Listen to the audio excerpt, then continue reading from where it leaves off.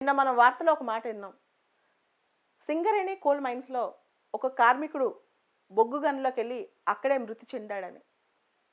చాలా వరకు occupational hazards అంటాం వీటిని. అంటే హజార్డస్ ఎంప్లాయ్‌మెంట్ హానికరమైన పరిస్థితిలో పనిచేసేటప్పుడు వాళ్ళు ఆక్యుపేషనల్ హజార్డ్స్‌కి లోనవ్వచ్చు. ఏదైతే వృత్తి చేస్తున్నారో దానికి సంబంధించిన ఈ కష్టాలు, కడగలి, ఇబ్బందికి లోనవ్వచ్చు. దీనికి సంబంధించి చాలా పదాలు న్యూస్‌లో ఉన్నాయి. సింగరేణిలో అయితే under ground mining, open cast mining, ఎక్కువగా అండర్ గ్రౌండ్ భూమి లోపల చేస్తారు. కొన్ని కొంతవరకే లోపలికెళ్ళి చేస్తారు. అయితే మనకి ర్యాట్ హోల్ మైనింగ్ అనే ఒక కాన్సెప్ట్ ఉంది. ర్యాట్ హోల్ మైనింగ్ అంటే ఒక 3-4 ఫీట్లు తవ్వి జస్ట్ ఆ పైనుంచి లోపలికి చిన్న గంత పెట్టి అక్కడి నుంచి జనరల్‌గా చేస్తూ ఉంటారు. ఈ ర్యాట్ హోల్ మైనింగ్‌లో పెద్దవాళ్ళు దూరలేరు కాబట్టి ఎక్కువగా పిల్లల్ని వాడతారు. భారతదేశంలో మేఘాలయలో ఈ ర్యాట్ హోల్ మైనింగ్ చాలా ఎక్కువ వాడకంలో ఉంది. నేషనల్ గ్రీన్ ట్రిబ్యునల్ ఈ ర్యాట్ హోల్ మైనింగ్ తప్పు, ఇల్లీగల్ అని చెప్పినప్పటికీ చాలా సందర్భాల్లో ర్యాట్ హోల్ మైనింగ్ కూడా చేస్తూ ఉంటారు. ఇది ప్రాణాలకే ప్రమాదం. అండ్ ఇండియాలో మనం చూస్తే బొగ్గు గనులు ఇవన్నీ ఎక్కడ ఎక్కువ ఉన్నాయి కోల్ రిజర్వ్స్ అంటే తెలంగాణ, మధ్యప్రదేశ్, మహారాష్ట్ర, జార్ఖండ్, ఛత్తీస్గఢ్, వెస్ట్ బెంగాల్ అండ్ ఈశాన్య రాష్ట్రాలు north east reasons like Assam, Meghalaya. ఈ అస్సాం, మేఘాలయలో ఎక్కువ బొగ్గు గనులు అంత క్వాలిటీ లేకపోయినా అక్కడ సల్ఫర్ కంటెంట్ ఎక్కువ ఉన్నా సరే అక్కడ ప్రజలు జీవనోపాధి కోసం ఎక్కువ మంది మేఘాలయలో అయితే ర్యాట్ హోల్ మైనింగ్ చేస్తూ ఉంటారనమాట. దానివల్ల చాలామంది చనిపోతున్నారు. కొన్ని అధికారికంగా లెక్కల్లోకి వస్తున్నాయి, కొన్ని రావట్లేదు.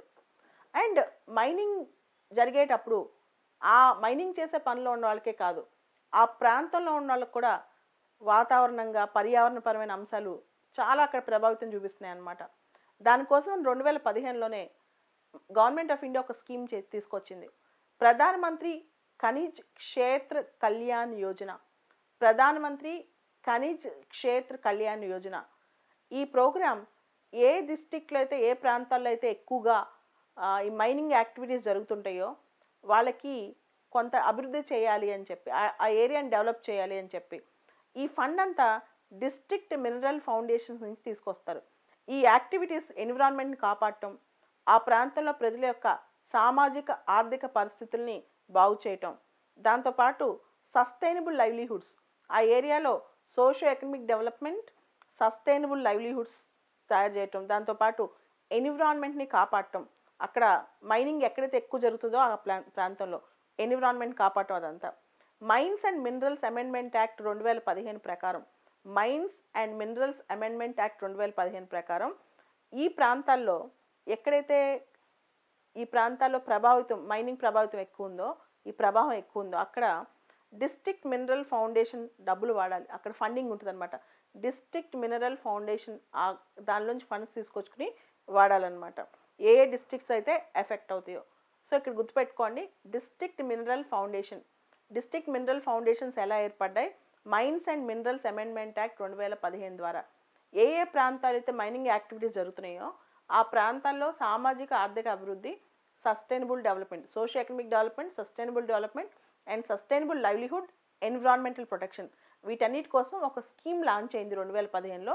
ప్రధానమంత్రి ఖనిజ్ క్షేత్ర కళ్యాణ్ యోజన ఇది. సో ఒకసారి మైనింగ్ యాక్టివిటీస్ అన్ని జరుగుతుంటాయి. అండ్ మైనింగ్ అనేది ఇండియాలో చాలా పెద్ద ఇండస్ట్రీ. దాదాపు మన జీడిపికి 2.5% కంట్రిబ్యూట్ చేస్తుంది. అలానే ఎంప్లాయ్మెంట్ కూడా జరుగుతుంది. కాకపోతే దీనివల్ల ఎన్విరాన్మెంటల్ పొల్యూషన్, హ్యూమన్ లైఫ్ డేంజరస్లో పడటం ఇవన్నీ కూడా జరుగుతున్నాయి.